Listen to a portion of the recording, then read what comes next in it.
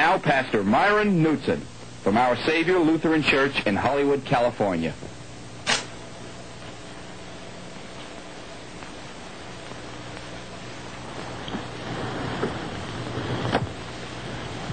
I've just been thumbing through Tortured for Christ, written by the Reverend Richard Wurmbrand. It's a most disturbing and challenging book. His story first began in my own life the last Sunday in December 1965. This tall, gaunt, sallow-looking man, looking like death warmed over, wandered into the American Lutheran Church in Oslo, Norway, where I was serving at the time. He asked if he might see our Sunday school. I took him downstairs where children were singing enthusiastically. He wept copiously, apologizing for the fact, saying that it was just sheer joy that caused him to weep, for over 20 years he had not been able to see children in Sunday school. 20 years? I asked him where he'd been in these 20 years. Then he alleged that he was a Lutheran pastor and had just recently come from behind the Iron Curtain. He had been 14 years in a communist prison. 14 years. Could it really be possible? But you'd look into his face and you knew that here was a man that had suffered. I was impressed but skeptical. After the services that Sunday morning, I saw that he and his family were invited to one of our homes for dinner. That afternoon, I immediately began a security check. The communists are masters of deceit. I knew that they could cleverly disguise and impersonate a person. First, I wanted to establish the fact that there was a Richard Wurmbrand. Dr. Hedenquist of Stockholm, Sweden, flew over, a longtime friend and former executive of the World Council of Churches. This was Richard Wurmbrand, the Norsk Israel Mission Society, who had participated in the purchase price for communists to sell people they want to expel, just like they sell cattle, for $10,000. They, too, said that this was the Richard Wurmbrand. He was as authentic as American Hamburger. He had marks in his body to show the results of the torture that he had endured.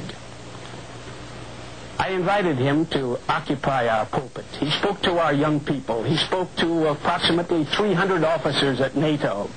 Everywhere he spoke, he impressed us as a giant of God, who miraculously, somehow, by the grace of God, had been spared from death and disaster, that he might come and bring this message of the living Christ and of hope and of the urgent struggle against communism to free people everywhere.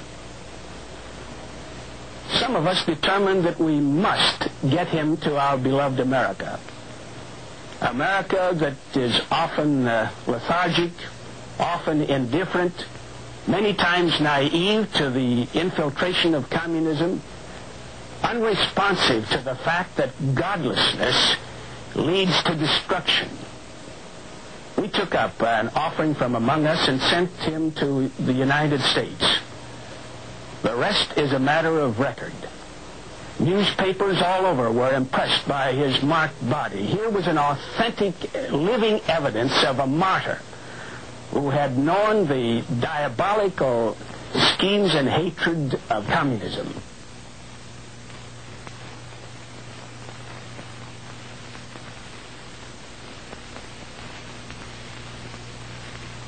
It wasn't long before he appeared before the Senate Subcommittee on Internal Security.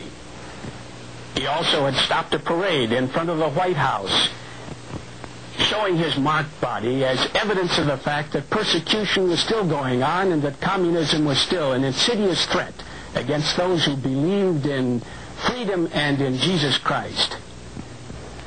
I have the unique honor of being his first friend in the free world. It is now my humble privilege to present to you Pastor Wurmbrand, whose scarred body could not be killed but by the grace of God, whose sharp mind could not be dulled by brainwashing, whose burning heart could not be smothered. lecturer, theological professor, author, master of 14 languages, I present to you Pastor Wurmbrand. I had children like you. One day I was kidnapped from the street by the communists, and I didn't see my children again 14 years. The children wept after their father who disappeared. Listen, wives. I had a wife. She was put in prison when I was put in prison too, and then for years she never knew anymore if I am alive or dead. She was told officially that I am dead. Men were sent to her to say the lies that they are released prisoners and that they have attended my burial. And my wife continued to wait for me because in a vision she saw me. Listen, you who are mothers, my mother died. Her last words were, my Richard, she died while I was in prison, waiting in vain for her son to come back. And what has been my crime?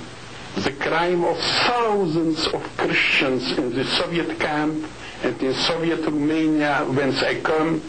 My crime has been to confess publicly Christ as Savior. I have been a Lutheran pastor in Romania.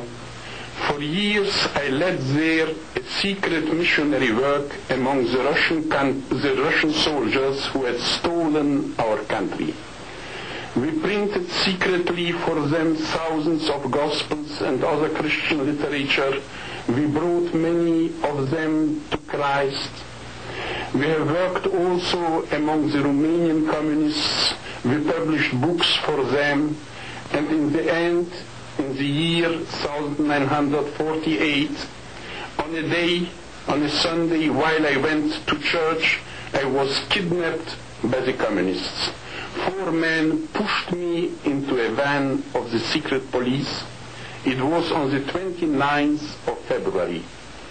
The first thought which came into my mind when I was in the hand of the communist torturers was that in the Bible the words "don't be afraid" occur 366 times, once for every day of the year. And because there is the extra day of the leap year, it is not 365, but 366 times. I knew that even in the van of the secret police, I am in the hands of the Almighty God, and this gave quiet to my heart. I was led to a prison which is 30 feet beneath the earth, and for years I was kept there in solitary confinement. Don't think that I speak about my sufferings. I speak to you about the suffering of my whole country and of the church behind the Iron Curtain, which has given in these years innumerable martyrs, heroes, and saints. I have been among the little and the weak ones in prison. I speak about these great heroes of faith. In my case, you can see what happened to them. For years we were kept, everyone alone in a cell. Never have we seen sun, moon, stars, snow. Never have we seen a man except the interrogators who beat and tortured. Air entered through a tube. Never have we had a book, never a bit of paper. When after many years I had to write again, I did not remember how to write a capital D. We lay on a few desks. We looked to the ceiling. That was all. Never could we hear in this prison even the slightest noise. The guards had closed shoes, and there was a silence which you could cut with a knife.